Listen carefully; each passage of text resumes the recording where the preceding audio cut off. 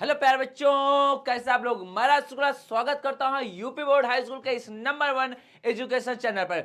बेटा, आज हम ये आपको बताने वाले हैं कि कोई चीज ऊपर से नीचे क्यों गिरती है। अरे वो न्यूटन चच्चा बता के गए रहे ना कि वो सेब गिरा दुनिया फलाना दिमाग कर गए। वो क्या बताए, कैसे क्या चीजें होती हैं, वही को मैं आज एक्सप्लेन करके बताऊंगा। साथ में आप इसके चीज को, इसमें जितने भी पॉइंट हैं इनको आप ढंग से समझ पाएंगे। क्यों? ये आपके एग्जाम में आता है। और अगर अच्छे से नहीं समझ पाएंगे तो लोचा होगा। तो वही अच्छे से समझाने आया हूं, क्योंकि भैया आप स्कूल दुनिया भर जगह पढ़ लिए हो और कहीं ढंग से समझ नहीं आया है तो अब घबराने की जरूरत नहीं। मैं यहां आ चुका हूं। मैं कौन? राज शुक्ला, यानी भैया साइंस के टीचर, जो क्या करेंगे, आपको ये गुरुत्वाकर्षण यूं समझा देंगे। होता क्या है, एक ही लेक्चर में पूरा का पूरा चैप्टर समाप्त। यहां पे भैया आपको इंपॉर्टेंट क्वेश्चन भी बताए जाएंगे कि कौन कौन से इसमें बहुत इंपॉर्टेंट क्वेश्चंस हैं। और भैया लगातार की सीरीज दी जाएगी जिसमें हमारे अति लघु और लघु उत्तरीय प्रश्न सब के सब शामिल हैं। तो बस शुरू से अंत तक बने रहेगा। आपकी ये जो क्लास है निरर्थक नहीं होने वाली है, सार्थक होगी, क्योंकि आज आप यहाँ पे गुरुत्वाकर्षण पढ़ के जाएंगे और यहाँ पर आपका कोई भी डाउट रहने वाला नहीं है। अब यहाँ पर इसके सारे के सारे डाउट क्लियर कर दिए जाएंगे। बस मन लगा के क्लास को देखना, लाइक करना, शेयर कर देना। जो आपके दोस्त यार भाई हैं वो पढ़ रहे हैं आपके साथ, उनको भी मिल जाए। कोई ग्रुप हो कोचिंग का, कहीं पर भी बच्चे जो हों आपके साथ भी जुड़े हों, उनके पास भी भेज देना, जिससे वो भी इससे पढ़ के अपने इस चैप्टर को तैयार कर सके। क्योंकि एग्जाम पास आ चुका है और भैया चैप्टर भैया हमारा तो है ही है ना, वो यानी आप यहाँ पे पहुंच ही रहे होंगे धीरे धीरे। तो बस देर किस बात की, चलो शुरू करते हैं इस जानदार से। बहुत बेहतरीन चैप्टर है। तो भैया पृथ्वी का गुरुत्वाकर्षण बल होता क्या है? गुरुत्वाकर्षण बल वह बल जिसे पृथ्वी किसी दूसरी चीज को खींच रही है। एक दूसरे को पहले एक प्रतीक मानो, गोली साइड में जो कोई अगर दो ऑब्जेक्ट है उनके बीच का हम रिलेशन बताने वाले हैं। क्या क्या एक दूसरे को खींच रहा है, कौन क्या चीजें हो रही हैं, अब ढंग से समझ से जाओ। कह रहा है अगर हम कोई एक पत्थर बिना धक्का दिए फेंकते हैं एक ऊंचाई से, वो पत्थर पृथ्वी की ओर त्वरित होता है। जब पत्थर धरती की तरफ त्वरित होता है तो पता चलता है कि कोई एक बल उस पत्थर पर लग रहा है। मतलब अगर हम क्या करें, मान लो कोई चिंटुआ है, नान के बच्चा लिए, जैसे चिट्टीदार बोर्ड मूवी नहीं है, उसमें क्या करता है वो बच्चे को लेकर ऐसे फेंकता फिर नीचे आता है। तो मतलब अगर हम कोई चीज को ऊपर फेंकते हैं तो उस पर कोई एक बल लगा रहा होगा, ऐसा हमें लगेगा हाँ वो नीचे जा रहा है, खींच रहा है। लिफ्ट में जाओ, लिफ्ट में रहोगे ना तो आपको जब लिफ्ट गिरेगी तो आपको फील हो गया यार क्या हो रहा है, मैं नीचे गिर रहा हूँ यार, मतलब फील आता है, बाहर आपको वेट थोड़ा कम फील होता है। तो वही चीज कर रहा है, आगे कर रहा है बल लग रहा है। वह बल जो किसी वस्तु को धरती के केंद्र की तरफ खींचता है उसे पृथ्वी का गुरुत्वाकर्षण बल कहते हैं। फिर से देखो, वह बल जो किसी वस्तु को धरती के केंद्र की तरफ खींचता है, वह बल जो पृथ्वी के भैया केंद्र की तरफ उसको खींच रहा है, धरती के केंद्र की तरफ खींच रहा है किसे, उस वस्तु को, उसे हम क्या पृथ्वी का गुरुत्वाकर्षण बल कहते हैं। जिस बल से भाई किसी वस्तु को खींचा जा रहा होगा वो पृथ्वी का हमारा गुरुत्वाकर्षण बल है। और कितना है ये हम लोग आगे जानेंगे। लाइक सपोज दैट ये हमारा भैया कोई ऑब्जेक्ट है, इसको फेंका गया बी से ए पर गया, उसके बाद ये गिर रहा है नीचे, क्या कर रहा है, गिर रहा है। तो इसमें कौन सा बल लग रहा होगा? गुरुत्वाकर्षण बल। किसके द्वारा लगाया जा रहा होगा? हमारी अर्थ इस पे लगा रही होगी। कौन लगा रहा होगा? हमारी अर्थ इस पे बल लगा रही होगी। इसका मतलब कि पत्थर भी धरती को आकर्षित करता है। क्या कर रहा है? बिल्कुल जाहिर सी बात है। क्या है? अगर वो गिर रही है, मतलब एक बात जान लेना कि क्या कर रहा है, कि इसका मतलब है कि पत्थर भी धरती को आकर्षित करता है, यानी इस ब्रह्मांड में सभी वस्तुएं एक दूसरे को आकर्षित करती हैं। अब एक बात यहां पे क्लियर कर लेना, जैसे आप लोग देखते हो कि ये है भैया अर्थ है, अर्थ के पास ये एक चुंबक, अर्थ मत मानो, एक बड़ा चुंबक मानो, एक छोटा चुंबक, एक और ये छोटा चुंबक है, तीनों को पास में रख दिया गया। सोचना, ध्यान से सोचो, ये दोनों से चिपकने से पहले क्या ये इसमें नहीं चिपक जाएंगे? क्योंकि इसके पास पावर ज्यादा है, इनके पास पावर कम है, तो ये क्या करेंगे, आपस में चिपकने की जगह इसमें चिपक जाएंगे। तो वही होता है हमारे अर्थशास्त्र। ये मार्कर यानी तुम या सब कुछ आपके पास जो आसपास सब चीजें हैं वो सब कुछ आपको खींच रही हैं और सबको खींच रहे हैं, मतलब अट्रैक्ट कर रहे हैं। लाइक ये मार्कर जो है ये मेरे को खींच रही है, ये हमारे सामने एक मैम है, ये भी हमको अट्रैक्ट कर रहे हैं। मतलब अब हमारी अर्थ में जितनी भी चीजें होती हैं, हम हो या कुछ भी हो, इवन हमारे पास का ये छोटा कण है ना, धूल का, देख लो ना, तो ये दिखाते ना, ये जो डस्ट का कण भी है ना, ये भी मुझको खींच रहा है, मेरे को अट्रैक्ट कर रहा है। अच्छे हैं तो अट्रैक्ट कर रहा है, लेकिन बात दूसरी है, मैं ये नहीं कहना चाह रहे। मतलब इतना सिंपल, साइंस की भाषा में, अर्थ में, या हमारे भैया पूरे ब्रह्मांड में जितनी भी वस्तुएं हैं वो एक दूसरे को आकर्षित करती हैं। ये बात यहां पर सीख लेना, चाहे वो डस्ट का कण हो या कुछ और हो, या चाहे हमारा एयर का कण हो, वो सब कुछ एक दूसरे को आकर्षित करते हैं। बट यहां पर कॉन्सेप्ट याद रखना कि वो भैया ये मेरे को आकर्षित, या मैं इसको क्यों नहीं खींच पा रहा हूं, कि उसके पहले ये जो अर्थ नाम की एक बड़ी चुम्बक है वो खींच ले रहा है इसको, इस वजह से वहां पर वो चिपक जा रहा है। अब आगे देखो, सर आइजक न्यूटन ने गुरुत्वाकर्षण का नियम दिया, जिसे उन्होंने 1687 में प्रतिपादित किया था। कब बताया था? 1687 में बताया था। किसके बारे में? गुरुत्वाकर्षण के बारे में, गुरुत्वाकर्षण नियतांक के बारे में, कि भैया होता क्या है। आगे देखो, न्यूटन का गुरुत्वाकर्षण नियम होता क्या, उन्होंने बताया का न्यूटन को गुरुत्वाकर्षण के नियम के अनुसार, उन्होंने बोला न्यूटन के गुरुत्वाकर्षण नियम के अनुसार दो पिंड के बीच गुरुत्वाकर्षण बल उनके द्रव्यमानों के गुणनफल के अनुक्रमानुपाती और उनके बीच की दूरी के व्युत्क्रमानुपाती होता है। मतलब कि देखो भैया, सिंपल में अगर समझना चाहो तो क्या कह रहा है, यहां पर ध्यान देना, कह रहा है कि दो पिंडों के बीच गुरुत्वाकर्षण बल और उनके द्रव्यमानों के गुणनफल के अनुक्रमानुपाती और उनके बीच की दूरी के वर्ग के व्युत्क्रमानुपाती। वर्ग याद रखना, ये बहुत जरूरी चीज है। यहीं पर आप धोखा खा जाओगे, यहीं पर अगर आप धोखा खा गए ना तो गड़बड़ हो जाएगी। तो आपको गड़बड़ नहीं होना है, यहाँ पर ध्यान देना। ये क्या है? एफ है हमारा, क्या है? एफ है। और यहां पर आप देख रहे हैं M1 है और M2 है। M1 और M2 ये इसके द्रव्यमान कर रहा है। दो जो पिंड है ना, उनके द्रव्यमान क्रमशः M1 और M2 है। द्रव्यमान दो पिंड M1 और M2, ओके। उनके बीच की दूरी क्या है? D है। क्या है? उनके बीच की दूरी है।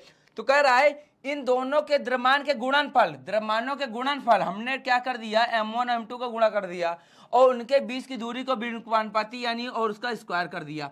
तो F बराबर जो आया, ये हमारा आया क्या है कि F directly proportional to M1 into M2 upon D square. एक बात और जान लेना, यहां पर हमारा भी व्युत्क्रमानुपाती या अनुपाती या समानुपाती का साइन लगा हुआ। अभी हम उसको हटाएंगे, क्योंकि भैया अभी चीजें गलत। उसको हटाने के लिए, इस साइन को हटाने के लिए भैया हम यहाँ पे कैपिटल जी लाएंगे। क्या लाएंगे? कैपिटल जी, जिसे कहा जाता है गुरुत्वाकर्षण नियतांक कहा जाता है। क्या कहा जाता है भैया मेरे? गुरुत्वाकर्षण नियतांक। इस बात को ध्यान रखना। तो हमारा जो भैया गुरुत्वाकर्षण का फॉर्मूला आया वो क्या आया? F is equal to G into M1 into M2 upon D square. ये फॉर्मूला याद रखना। अगर कहीं गुरुत्वाकर्षण का भैया पूछ ले, बता देना। यहीं से तुम बता सकते हो गुरुत्वाकर्षण के नियम। क्या बता सकते हो? कि न्यूटन ने ये कहा था, क्या कहा था? कि कोई दो पिंड हैं जिनके द्रव्यमान M1 है M2 है और उनके बीच की दूरी D है। क्या है? उनके बीच की दूरी D है। तो भैया जो गुरुत्वाकर्षण बल होगा इन दोनों द्रव्यमान के गुणनफल के अनुक्रमानुपाती और इनके बीच की दूरी के वर्ग के व्युत्क्रमानुपाती। किसके होगा? इनके बीच की दूरी के वर्ग के, वर्ग मतलब स्क्वायर के व्युत्क्रमानुपाती। अच्छा, एक बात जान लेना, यहां से बात तो सिद्ध होती है कि अगर अनुक्रमानुपाती का मतलब होता है अगर उसको तुम बढ़ाए तो दूसरा भी बढ़ेगा। मतलब अगर यहां से जो M1 M2 है, इनमें से M को बढ़ाओ या M1 को बढ़ाओ या M2 बढ़ाओ, बल अपने आप बढ़ जाएगा। और M1 को घटाओ चाहे M2 को घटाओ, बल अपने आप घट जाएगा। बड़े चुंबक है, ध्यान देना, ये चुंबक है, ठीक। चुंबक को छोटे कर दो, इनके बीच का बल कम हो गया। चुंबक के बड़े कर दो, बल बढ़ गया। चुंबक को बड़ा कर रहे हो, इनके द्रव्यमान को कम कर दिए, चुंबक छोटे हो जाएंगे ना। छोटे होने पे इनके जो बल होगा छोटा कम हो जाएगा। और चुंबक से बड़े कर दो, बल बड़ा हो गया, तो उनके बीच में आकर्षण बल भी बढ़ा। अच्छा, अब यहां पे ध्यान देना, इनके बीच की दूरी कम कर दो, बल बढ़ जाएगा। बल बढ़ा ना कम करने पे, और दूरी बढ़ा दो तो बल कम हो जाएगा। खेल रहा ना, दूरी बढ़ा दो, बल कम हो जाएगा, घटा दो बल बढ़ जाएगा। तो यहीं से हमारा गुरुत्वाकर्षण नियम है भैया। इतना ही मेन इसका था, आगे बहुत चीजें परेशान हो, हर एक चीज हम पढ़ते चलेंगे। तो एफ इक्वल टू भैया एफ क्या है कि इकाई बराबर न्यूटन है, मतलब गुरुत्वाकर्षण बल है ना, बल का हमेशा क्या होता है भैया न्यूटन ही होता है। एम की इकाई बराबर हमारे केजी, जो वहां पे द्रव्यमान है उसका की है, और डिस्टेंस को हम किस में मापते हैं, मीटर में मापते हैं। किस में मापते हैं, मीटर में मापते हैं। ओके, गुरुत्वाकर्षण एफ बराबर g into m one into M2 upon d square. इसे बात याद रखना। आगे आगे क्या, जहां पर जी कैपिटल जी सार्वत्रिक गुरुत्वाकर्षण नियतांक या स्थिरांक है, क्या है याद रखना, कैपिटल जी क्या है, गुरुत्वाकर्षण स्थिरांक है। एक बात तो सार्वत्रिक गुरुत्वाकर्षण, ये मतलब कि यूनिवर्सल है, हर जगह यही रहेगा, कहीं चेंज होने वाला नहीं। कैपिटल जी और स्मॉल जी में अंतर है, इस बात को याद रखना। अभी हम उसके बारे में भी चर्चा करेंगे कि भाई कैपिटल जी और स्मॉल जी में अंतर क्या है। ठीक, तो इसका मान G 6.67 into 10⁻⁻11 newton metre square upon किग्रा स्क्वायर। ठीक, कैपिटल जी को सार्वत्रिक स्थिरांक कहते हैं क्योंकि इसका मान मध्यवर्ती माध्यम की प्रकृति या तापमान या अन्य किसी प्रतिवर्त पर निर्भर नहीं करता है। क्या, कैपिटल जी को सार्वत्रिक स्थिरांक कहते हैं क्योंकि इसका मान मध्यवर्ती मध्यमान की प्रकृति, मध्यमान प्रकृति की मतलब कि कुछ भी इसके बीच में आ जाए, कहता मेरे को फर्क नहीं पड़ता, मैं किसी को वैल्यू नहीं देता, मेरे अलावा किसी के नहीं चलेगी, साइड निकल चल। तो ये भैया क्या कहता है, सबको साइड भगा के काम कर लेता है, भाई मेरे को अपने से मतलब है, तेरे को फर्क नहीं पड़ता कि कोई कुछ भी हो, तो मैं हर जगह वही रहने वाला, मेरी वैल्यू बदलना। एक बात जान ले तू, क्लास 20 में मत छोड़ना, पूरी की पूरी क्लास देखना, इतना कह दे रहा हूँ, मन लगा के देखेगा ना, फुल कंसंट्रेशन मेरा देखो पढ़ाने में है, कंटेंट देने में है। अरे मस्ती मजाक में यार कोई मतलब नहीं रखा, वही मस्ती मजाक करना ना दे, जाकर रील्स देख लेना, बट अभी तो पढ़ रहा है ना, तो केवल केवल पढ़ाई करना, और हो सके तो दोस्तों को थोड़ा शेयर कर देना, कमेंट कर देना, लाइक कर देना, और कुछ भी ज्यादा मैं नहीं कर रहा हूँ, जो इच्छा करना करना, इच्छा करे तो ही करना, ना करे तो मत करना, लेकिन क्लास जरूर अटेंड करना। ठीक, आगे देख, कह रहे न्यूटन के गति का तीसरा नियम और गुरुत्वाकर्षण के नियम में संबंध क्या होता है। क्या बोल रहा है, न्यूटन के गति का तीसरा नियम, ठीक, और गुरुत्वाकर्षण के नियम में संबंध क्या है, तो आप समझते हैं। कह न्यूटन के तीसरे नियम के अनुसार किसी भी क्रिया के लिए ठीक उसके बराबर लेकिन विपरीत दिशा में प्रतिक्रिया होती है। बिल्कुल लाइक ये तो पता ही होगा ना, क्रिया प्रतिक्रिया का नियम, जैसे बंदूक से गोली छूटती है, आप नाव से कूदते हैं तो नाव पीछे की धकेल जाती है, तो क्या रहा क्रिया प्रतिक्रिया के नियम। लेकिन जो बल अपोजिट लगता है, जैसे आप ये मैंने हिट किया, इस हिटने करने के बाद तो ये दोनों तरफ क्या है, जो मैंने इधर बल लगाया तो ये उधर से भी एक बल लगा, जो लेकिन अपोजिट डायरेक्शन में लगा, तो वही कह रहा क्रिया प्रतिक्रिया होती है। लेकिन कह रहा इनके बीच में संबंध क्या है, और देख लेते हैं। तो न्यूटन के गुरुत्वाकर्षण नियम के अनुसार हर एक वस्तु इस ब्रह्मांड में एक दूसरी वस्तु को आकर्षित करती है। बिल्कुल बात ये तो क्लियर ही है, ये न्यूटन ने कहा है। और स्वतंत्र रूप से गिरता पत्थर और धरती एक दूसरे को आकर्षित करते हैं। बिल्कुल स्वतंत्र रूप से गिरा हुआ पत्थर, जो पत्थर गिर रहा है ये अर्थ को भी खींच रहा है, अर्थ इसको भी खींच रही है, लेकिन जो पावरफुल था उसने खींच लिया, ये नहीं अदरवाइज खींचे भी रहता। तो कह रहा है अतः पृथ्वी उसे अपने केंद्र की ओर खींचती है। लेकिन न्यूटन के गति के तीसरे नियम के अनुसार पत्थर द्वारा भी पृथ्वी को अपनी ओर खींचना चाहिए, और वास्तव में पत्थर भी पृथ्वी को अपनी तरफ खींचता है। अभी तक आपको यह किसी ने नहीं बताया होगा कि वो पत्थर भी अपने अर्थ को खींचता है। लेकिन बात याद रखना, मैं क्या कर रहा हूँ, ये क्लास तेरे लिए बहुत इंपॉर्टेंट रहने वाली है, तुझे बहुत चीजें पता चलेंगी, ऐसे सिंपल मत लेके चली क्लास को। तो मतलब ये जो मार्कर मैं भी छोड़ूंगा ना, मैंने सपोज ये मार्कर छोड़ दिया, तो अर्थ भी ने इसको खींचा है और इसने भी अर्थ को खींचा है, अर्थ ने इसको खींचा, इसने अर्थ को भी खींचा। ये बात फैक्ट है, बात क्लियर रखना, क्योंकि कोई भी क्रिया होती है उसकी प्रतिक्रिया जरूर होती है। आगे आओ, तो F बराबर क्या होता है, ma, m क्या है हमारा द्रव्यमान, a होता है हमारा भैया, थोड़ा ये बात याद रखना। तो पृथ्वी का पत्थर का द्रव्यमान कम होने के कारण उसके वेग में त्वरण 9.8 मीटर पर सेकेंड स्क्वायर होता है, लेकिन पृथ्वी का द्रव्यमान अधिक होने के कारण उसका त्वरण 1.65 इंटू 10 के पावर -20 मीटर पर सेकेंड स्क्वायर होता है, जो इतना कम होता है कि अनुभव तक नहीं होता। मतलब जो बल ये लगा रहा है इसका बल बहुत कम है, क्योंकि त्वरण इसका बहुत कम है। जब त्वरण कम होगा तो बल भी कम होगा, और त्वरण ज्यादा होगा तो बल भी ज्यादा होगा। मतलब द्रव्यमान अगर ज्यादा हुआ तो बल भी ज्यादा होगा, और द्रव्यमान कम हुआ तो बल भी कम होगा। सिंपल वही समझाना चाह रहा है कि यहां पर जो अर्थ का त्वरण है वो ज्यादा है, क्योंकि उसका भैया द्रव्यमान भी बहुत ज्यादा है। अब त्वरण उसका वेग आज ज्यादा है, भैया हमारे अर्थ की वेग भी तो ज्यादा है, तो इससे वहां पे कंफ्यूजन की जरूरत नहीं, बट यही सिंपल देख। तो क्या है, इसके वजह से इसका त्वरण हमारे जो भैया फोर्स है ना, गुरुत्वाकर्षण बल है, और उसमें जो अर्थ है ना, इसका त्वरण ज्यादा है, और हमारा जो ये मार्कर है ना, इसका त्वरण बहुत ही कम है। क्या है, बहुत ही कम है, जिसके वजह से जो यह मार्कर अर्थ को अपनी ओर खींच रहा था, जो बल लगा के अर्थ को अपनी ओर खींच रहा था, तो इसमें भैया ये हमें फील ही नहीं हुआ कि यार इस मार्कर भी खींच सकता क्या अपने अर्थ को, हमको फील नहीं हुआ। लेकिन ये फील हुआ हमें कि अर्थ ने पत्थर को खींचा, क्योंकि ये इसका त्वरण भी ज्यादा था, इसकी वजह से बल भी ज्यादा हो जाएगा। तो ये बात याद रखना। आगे आओ, तो कह रहा है गुरुत्वाकर्षण के सात्विक नियम का महत्व क्या है, इंपॉर्टेंस क्या है कैप्टन जी का।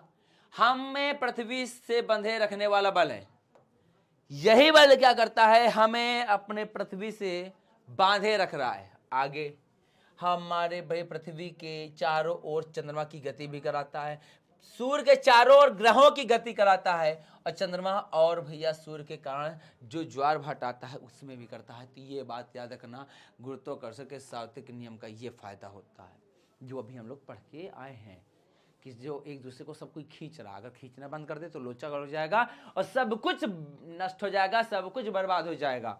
आगे देख, मुक्त पतन क्या होता है, जब किसी वस्तु को ऊपर की ओर फेंका जाता है, कोई चीज को ऊपर, मान लो ये हमने फेंक दिया, ऊपर की ओर फेंका जाता है, तब यह एक निश्चित ऊंचाई तक पहुंचने के बाद, अब इसको हम जितना बल से फेंक रहे एक निश्चित ऊंचाई जा रहा है, लेकिन उसके बाद ये क्या है, नीचे आ जाती है। इसे ही हम क्या मुक्त पतन कहते हैं, क्योंकि पृथ्वी का गुरुत्वाकर्षण बल आरोपित हो रहा है इस पे, मतलब इस पे गुरुत्वाकर्षण बल लग रहा है। इसको मैं कितना भी ऊंचाई पे फेंचूंगा, एक एक स्थिति आएगी जहां पे नीचे गए। हाँ, अगर मैं इसको पलायन वेग के हिसाब से फेंक दूं, पलायन वेग मैं अभी नहीं बताने वाला क्योंकि ये आपके टॉपिक में नहीं है, जब आगे आप जाओगे खुद बताएं। बट एक वेग होता है पलायन वेग, वे वेग से अगर इसको मैंने फेंका तो भैया ये वापस नहीं आने वाला, इसका खेला करते हो। अगर कोई वस्तु ऊपर फेंकी जाती है और डायरेक्ट फ्यू नीचे गिरा जाती है तो इसे हम क्या कहते हैं भैया, मुक्त पतन कहते हैं। आगे, मुक्त पतन, किसी वस्तु को पृथ्वी के गुरुत्वीय बल के प्रभाव में पतन मुक्त पतन कहलाता है। मतलब कि पृथ्वी के गुरुत्वीय मतलब क्षेत्र में कोई चीज का गिरना ही मुक्त पतन कहलाता है। ये हमने छोड़ा, ये गिर गया, ये मुक्त पतन कहलाया। क्या कहलाया, मुक्त पतन कहलाया। आगे देख, मुक्त पतन में वस्तु के वेग की दिशा में कोई परिवर्तन नहीं होता। ये ऐसे नहीं कि नीचे गिरने की जगह ऐसे वैसे जाएगी ना, सीधी सीधे एकदम जाएगी, कोई दिशा में परिवर्तन नहीं आएगा, क्योंकि वह हमेशा पृथ्वी की तरफ ही गिरती। लेकिन वस्तु के वेग के परिमाण में परिवर्तन होता है, जैसे जैसे नीचे आती है उसका वेग बढ़ता जाता है। पृथ्वी के गुरुत्व बल के कारण वस्तु के वेग में परिवर्तन या त्वरण गुरुत्वीय त्वरण कहलाता है। अगर फिर से यहाँ पे देखो, पृथ्वी के गुरुत्वीय बल के कारण वस्तु के वेग में परिवर्तन या त्वरण गुरुत्वीय त्वरण कहलाता है। अगर इसमें जो भी त्वरण लग रहा है वो गुरुत्वीय त्वरण कहलाता है, जिसे हम जी से प्रदर्शित करते हैं। इसका मान वही होता है जो त्वरण का मान होता है, मीटर पर सेकेंड स्क्वायर होता है। ये बात दिमाग भेजे में डाल ले। और एक बात और, इसको स्मॉल जी कहते हैं, गंदा लिखा आ गया। तो अब एक बात जाने, सिंपल में गुरुत्वीय त्वरण और गुरुत्वीय स्थिरांक में अंतर क्या होता है, इसको समझ लेना। जो गुरुत्वीय त्वरण होता है वो स्मॉल जी होता है, जो गुरुत्वीय स्थिरांक होता है वो कैपिटल जी होता है। ठीक, सिंपल में इतना याद रखना। इसका मान 9.8 मीटर पर सेकंड स्क्वायर होता है। आपके एग्जाम में डायरेक्टली पूछ सकता है कि भैया गुरुत्वीय त्वरण और गुरुत्वीय स्थिरांक में अंतर क्या, तो बता देना कि 9.8 मीटर पर सेकंड स्क्वायर होता है, और इसका मान 6.6734 इंटू 10 के पावर -11 न्यूटन मीटर स्क्वायर पर किग्रा स्क्वायर होता है। आगे देख, इसका मान भिन्न भिन्न स्थानों पर भिन्न भिन्न होता है, मतलब कि जगह बदलने पे इसका मान बता, जैसे हमारा इक्वेटर में सबसे ज्यादा होता है। अगर हम अर्थ के ध्रुवों पे बात करें तो वहां पर सबसे ज्यादा होगा, इक्वेटर में सबसे कम होता है। मतलब जगह वेरिएंट करता है, अगर जगह बदल रही है तो गुरुत्वाकर्षण का मान बदल रहेगा, और इसका मान सदैव स्थिर रहता है, चाहे आप जहां चले जाओ। इसका मान मीटर, इसका मात्रा मीटर पर सेकंड स्क्वायर होता है, और इसका मात्रा क्या है, न्यूटन मीटर स्क्वायर पर किग्रा स्क्वायर होता है। यह एक सदिश राशि है, जबकि ये एक अदिश राशि है, किधर से भी लग सकती है, लेकिन गुरुत्वाकर्षण जो गुरुत्वीय त्वरण होगा वो सीधे एक ही डायरेक्शन का पता रहेगा, हाँ किधर से लग रही है। तो ये बात दोनों चीजों को आप एकदम से याद कर लीजिएगा। अब हमारा एक बेहतरीन टॉपिक आया, द्रव्यमान और भार। क्या आया? द्रव्यमान और भार क्या होता है? द्रव्यमान किसी वस्तु में निहित पदार्थ का परिमाण द्रव्यमान कहलाता है। कोई वस्तु में जितना उसका द्रव्यमान होगा, मतलब पदार्थ, ये पदार्थ है कितना, जितना ही पदार्थ होगा यही इसका द्रव्यमान कहलाता है। या किसी वस्तु के जड़त्व की माप द्रव्यमान कहलाती है। परेशान होने नहीं, सिंपल कहता है किसी वस्तु में निहित पदार्थ का परिमाण, इस जितना ये पदार्थ है यही इसका द्रव्यमान है, कितना भी हो। लाइक मैं जितना पदार्थ हूं यही मेरा द्रव्यमान है, मैं जितना हूंगा वही मेरा द्रव्यमान है। आगे देख, या किसी वस्तु के जड़त्व की भैया माप द्रव्यमान कहलाती है। जड़त्व जानते हो ना, कि कोई वस्तु जब अपनी खड़ी है वो ऐसे रहना चाह रही, तो मेरा जो माप होगा वही हमारा क्या कहलाएगा? द्रव्यमान कहलाएगा। इसका सिर्फ परिमाण होता है, दिशा नहीं होती है। एसआई मात्रा किलोग्राम होता है, जिसे हम केजी से प्रदर्शित करते हैं, याद रखना। आगे देख, किसी वस्तु का द्रव्यमान सदैव सर्वत्र समान होता है। मेरा जो द्रव्यमान होगा, जितना मेरा मटेरियल शरीर में मौजूद है, ये मटेरियल कहीं पे लेकर जाओगे, चाहे मंगल में लेकर चलो, सूरज में कहीं पे लेकर चलो, ये मेरा मटेरियल इतना ही रहने वाला है, तो द्रव्यमान उतना ही रहेगा। द्रव्यमान को स्मॉल m से प्रदर्शित किया जाता है। किसी स्थान पर द्रव्यमान शून्य नहीं होता है। किसी भी जगह पे किसी भी वस्तु का यह बात जानना, द्रव्यमान कभी भी जीरो नहीं होगा, ये बात याद रखना।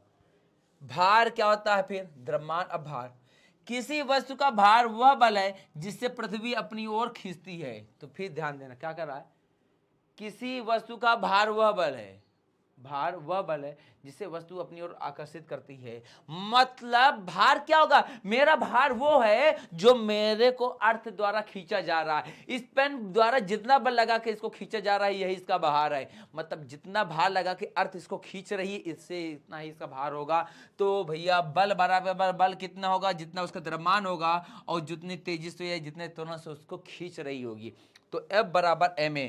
और भैया पृथ्वी के गुरुत्वीय बल के कारण गुरुत्वीय त्वरण g स्मॉल है, तो F बराबर, देखो भाई यहाँ पे त्वरण क्या है, ये हमारा एक नॉर्मल वस्तु है, इसमें त्वरण लग रहा है तो वहाँ पे a लेके, लेकिन अगर अर्थ उसको खींच रही है तो उसमें g लगता है, तो जो गुरुत्वीय त्वरण उत्पन्न होगा अर्थ के कारण वहाँ पे स्मॉल g हो जाएगा। तो F बराबर mg आ जाएगा। क्या आ जाएगा?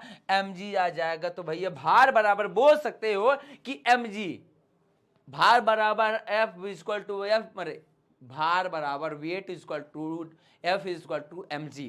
सिंपल में पूरा चाहो ये बोल दो, कोई दिक्कत नहीं होने वाली। आगे आओ, तो कह रहा द्रव्यमान और भार में अंतर क्या है? किसी वस्तु में निहित कुल पदार्थ की मात्रा वस्तु का द्रव्यमान कहलाती है। मतलब किसी वस्तु में जितना उसका द्रव्यमान होगा क्या कहलाएगा? हमारा द्रव्यमान कहलाएगा। अब फिर भार क्या होता है? जिस गुरुत्वीय त्वरण से पृथ्वी किसी वस्तु को अपने केंद्र की ओर आकर्षित करती है, वह वस्तु का भार कहलाता है। आगे देखो, किसी वस्तु के द्रव्यमान की माप हम वस्तु की जड़त्व की माप कहते हैं। अगर जितना मेरा मेजर किया, जितना मैं जड़त्व तो लगाया हूं, मेरे जड़त्व को जो मांग निकालोगे वही द्रव्यमान कहलाएगी। क्या कहलाएगी? द्रव्यमान कहलाएगी। आगे देख, कह रहा भार बराबर क्या होता है? वस्तु का द्रव्यमान गुणे गुरुत्वीय त्वरण। मतलब कि जो भैया अर्थ हमारे बल लगा रहे होगा, हमारा जो द्रव्यमान होगा, द्रव्यमान और मेरे द्वारा लगाए जाने वाले गुरुत्वीय त्वरण, मेरे द्वारा नहीं, अर्थ के द्वारा मेरे ऊपर लगाए जाने वाले गुरुत्वीय त्वरण के गुणनफल को भैया कहेंगे हम भार। आगे, किसी वस्तु का द्रव्यमान सर्वत्र समान होता है, जबकि ऐसा नहीं होता। हमारा भार चंद्रमा में लेके जाओगे तो अगर मैं 60 kg का होऊंगा तो वहां पे मैं 10 किलो का निकलूंगा। आगे आओ, द्रव्यमान की माप भौतिक तुला द्वारा करती हैं, भौतिक तुला द्वारा, और भार का माप कमानीदार तुला द्वारा, जो हमारे नॉर्मल से वो होते हैं उसका लेते हैं। यह एक अदिश राशि है, ये बात याद रखना। ये क्या है? एक अदिश राशि होती है, और भार एक सदिश राशि है। ये चीज क्लियर रखना, क्लियर रखना कि द्रव्यमान में हमेशा अदिश राशि होता है, और हमारा जो भार होता है सदिश, क्योंकि अर्थ में डायरेक्टली नीचे की ओर खींच रही है, तो डायरेक्शन हमको पता चल रही है। आगे आओ, किसी स्थान पर g का मान शून्य होने पर भी द्रव्यमान का परिमाण नहीं बदलता। क्या कह रहा है? किसी स्थान पर g का मान शून्य हो जाए, क्या हो जाए? शून्य होने पर द्रव्यमान का परिमाण नहीं बदलता। कितना भी कर लो, कुछ भी हो जाए, भार मेरा 0 जाकर, लेकिन द्रव्यमान नहीं बदलेगा मेरा। किसी स्थान पर g का मान शून्य होने पर वस्तु का भार शून्य हो जाता है। अगर g का मान यानी अर्थ के कोर में मेरे को पहुंचा दो, अर्थ के सेंटर में पहुंचा दोगे, तो मेरा भार 0 आ जाएगा, लेकिन द्रव्यमान 0 कभी नहीं होगा, किसी भी हाल में, किसी भी सिचुएशन पे नहीं होगा। अब आगे आओ, ये थ्रस्ट और प्रेशर क्या होता है? प्रणोद क्या है? और भैया हमारा प्रेशर। कह रहा प्रणोद क्या है, किसी वस्तु की सतह के लंबवत लगने वाला बल। ये मान ले ये भाई ये जो बोर्ड है वाइड हमारा स्मार्ट बोर्ड है, ये एक सतह है और सतह के लंबवत जो बल लगता है इसे हम क्या कहते हैं, प्रणोद कहते हैं। सिंपल बता देना, थ्रस्ट कहते हैं। क्या कि किसी वस्तु की सतह के लंबवत, ये हमारा सतह है और इसकी जो लंबवत हमारा बल लगेगा वही हमारा थ्रस्ट कहलाएगा, प्रणोद कहलाएगा। और दाब क्या होता है, प्रति एकांक क्षेत्र पर लगने वाले प्रणोद दाब को, कोई एक इसका एक एरिया हम ले लेते हैं, इस एरिया में लगने वाले प्रणोद दाब को, मतलब कि इसके क्षेत्र के लंबवत लगने वाले प्रणोद दाब को हम क्या कहते हैं, दाब कहते हैं। फिर प्रणोद क्या है, किसी वस्तु के पूरे, ये हमारा था, इसके लंबवत हम कोई भी बल लगा रहे हैं वो हमारा प्रणोद कहलाएगा। तो फिर कह रहा दाब क्या है, दाब वो है कि किसी भी क्षेत्रफल के, एकांक क्षेत्रफल के पर लगने वाले प्रणोद बल को, प्रणोद दाब को, कि वह प्रणोद या जो भी बोलना चाहो, ये हमारा क्या कहलाएगा, दाब कहलाएगा। इस क्षेत्रफल पे हम क्या इसके लंबवत लगा रहे हैं प्रणोद, ये हमारा क्या कहलाएगा, दाब कहलाएगा। तो दाब बराबर होता प्रणोद बट्टा क्षेत्रफल। प्रणोद बटा क्षेत्रफल मतलब कितना एरिया है। आगे आओ, दाब का मात्रक क्या होता है, बल का मात्रक। भाई देखो, प्रणोद या बल का मात्रक न्यूटन और क्षेत्रफल का मात्रक मीटर पर सेकंड स्क्वायर होता है। तो दाब का ऐसा ही मात्रक आ जाएगा भैया, न्यूटन बटा मीटर स्क्वायर या न्यूटन मीटर स्क्वायर बोल सकते हैं। दाब का ऐसा ही मात्रक पास्कल होता है, इसे हम पीए से प्रदर्शित करते हैं। इतना बात याद रखना, ये हमारा दाब और प्रणोद है, बहुत इंपॉर्टेंट है। हम लोग यहाँ पे कंफ्यूज जाते हैं, फिर से बता दे रहा हूँ, किसी क्षेत्र के लंबवत लगने वाले बल को हम क्या कहते हैं, प्रणोद कहते हैं। तो दाब क्या होता है, किसी एकांक क्षेत्रफल पे लगने वाले प्रणोद को हम क्या कहते हैं, दाब कहते हैं। पास्कल इसका मात्रक होता है। आगे आओ, ये उत्प्लावन या बुयांसी क्या होता है कि जब कोई वस्तु किसी तरल में डुबोई जाती है, किसी लिक्विड में डुबोई जाती है, तो वस्तु के भार जो वस्तु के गुरुत्व बल के कारण होता है, वस्तु के नीचे की ओर तरल या जिस पर वस्तु बल लगाता है। आगे कह रहा है, उत्प्लावन बल सदैव ऊपर की ओर, ऊपर की तरह आरोपित होता है। इस बल का परिमाण द्रव के घनत्व पर निर्भर करता है। अच्छा, ये कहना क्या चाह रहा है, ऐसा कुछ समझ नहीं आया तो ध्यान से देखो। कह रहा है कि जब कोई वस्तु किसी तरल में डुबोई जाती, कोई आप एक लिक्विड लेना और मतलब पानी ले लो, उसमें कोई वस्तु जब डुबोई जाती है तो वस्तु का भार जो वस्तु के गुरुत्व बल के कारण होता है, जो मतलब कि जो इसमें भार, जैसे लाइक मैं पानी लिया हूँ, पानी में मैं इस मार्कर को डुबाने की कोशिश कर रहा हूँ, तो ये भार कहाँ से आएगा, अर्थ के द्वारा ही तो लगाया गया है, जो बल लगा रहा है वही इसका भार होगा। तो वही कर रहा है, तो वस्तु को नीचे की ओर तरल या नीचे की ओर जो बल है अर्थ का, इसको नीचे की ओर खींचेगा।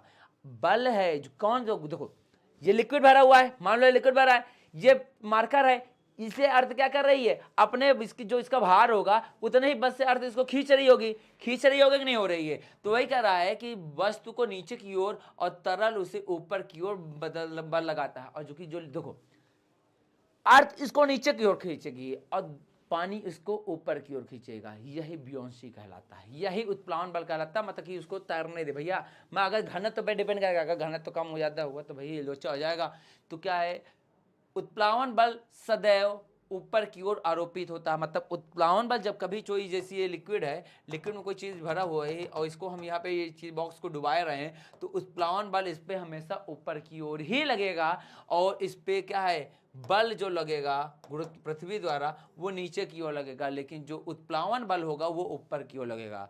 आगे कह रहा है वस्तु पर लगने वाला गुरुत्वीकरण बल, गुरुत्वीय बल अगर जो हमारा क्या है, जो इस पे वस्तु पर जो गुरुत्वीय बल लग रहा है ज्यादा हो गया उत्प्लावन बल से, तो वस्तु डूब जाएगी। मतलब अर्थ ने इसको ज्यादा तेजी से खींच लिया है, यानी वस्तु जिस पे ज्यादा भारी हो गई तो डूब जाएगा, क्योंकि यहाँ पे उत्प्लावन बल कम पड़ जाएगा। और कह रहा है वस्तु पर लगने वाला गुरुत्वीय बल उत्प्लावन बल के क्या है, बराबर। अगर कह रहा है वस्तु पर लगने वाला बल गुरुत्वीय बल या बराबर हो जाएगा उत्प्लावन बल के, तो वस्तु क्या करेगी, मतलब जितना ये बल लगा रही है, जितना गुरुत्वीय बल लग रहा है, और उतना ही अगर हमारा उत्प्लावन बल भी लग रहा है, उत्प्लावन बल ऊपर की ओर ढकेलेगा, गुरुत्वीय बल नीचे की ओर ढकेलेगा। अगर दोनों सेम कंडीशन पे आ गए तो तैरने लगेगी। आगे यही कारण है कि लोहे की कील डूब जाती है जबकि पानी का जहाज पानी की सतह पर तैरता रहता है। आर्किमिडीज का सिद्धांत होता है। तो मतलब यहाँ पे क्या हो जा रहा है कि गुरुत्वीय बल तो काफ़ी लग रहा है, लेकिन भैया उत्प्लावन बल यहाँ पर ज़्यादा हो जाएगा, इस वजह से वो वस्तु तैरने लग, मतलब या कहो सिंपल की भाषा में गुरुत्वीय बल और उत्प्लावन बल बराबर हो जाएगा और नहीं होगा। आ गया घनत्व, क्या डेंसिटी, किसी पदार्थ का एकांक आयतन, घनत्व की बात करना, किसी पदार्थ का एकांक आयतन, अभी परेशान न हो, ये सिद्धांत को अभी हम आगे समझाएंगे, परेशान हो ढंग से, आर्किमिडीज समझ लो पहले। घनत्व या डेंसिटी, किसी पदार्थ का एकांक आयतन द्रव्यमान घनत्व कहलाता है। फिर से देखो, किसी पदार्थ का एकांक आयतन की बात करें द्रव्यमान घनत्व कहलाता है। अगर पदार्थ का द्रव्यमान m है और आयतन v है तो घनत्व बराबर क्या हो जाएगा, m/v, और जिसका ऐसा मात्रा क्या होता है भैया, हम बोल दें किग्रा/मीटर क्यूब। क्या बोल देंगे कि अपन तो हमारा जो आयतन होता है वो क्यूब में मापा जाता है, ये बात याद रखना। और भैया द्रव्यमान है तो हमारा m होवे करेगा, इसमें कोई अलग बात है ही नहीं है।